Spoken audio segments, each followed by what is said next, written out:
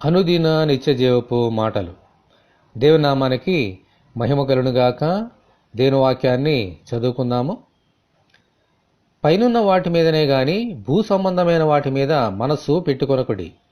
ఏలయనగా మీరు మృతి పొందితిరి, మీ జీవము క్రీస్తుతో కూడా దేవుని యందు దాచబడి ఉన్నది.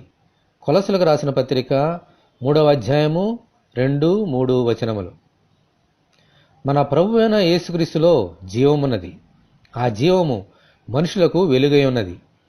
మనుషులు పాపము చేసి చనిపోయినప్పటికీ ఆ వెలుగే వారిని బ్రతికించి జీవమునిచ్చి సదాకాలము దేవునితో సహవాసము కలిగినటకు నడిపించేది. దేవునికి స్తోత్రము, హల్లెలూయా. మనలో ఉన్న ఆ జీవము యేసుక్రీస్తుతో దేవుని దగ్గర దాచబడి ఉన్నది. ఆమేన్. మన ప్రభు పరలోకమునకు హెచ్చింపబడి దేవుని కుడిపార్శ్వమున ఆసీనులై ఉన్నారు.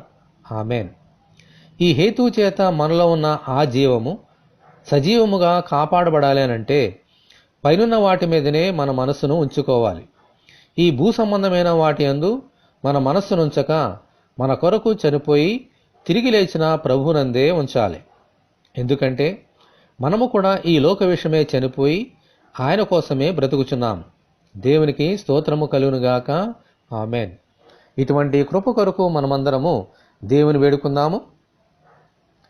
మా జీవమును పరలోకములో భద్రముగా దాచి ఉన్నందుకు ప్రభువా మీకు వందనములు.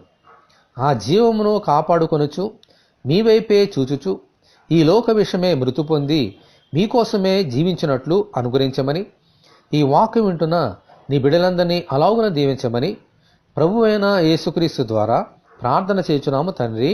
ఆమేన్.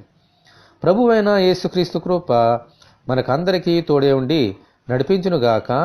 ఆమేన్. పరిశుద్ధ దేవుని మందిరం.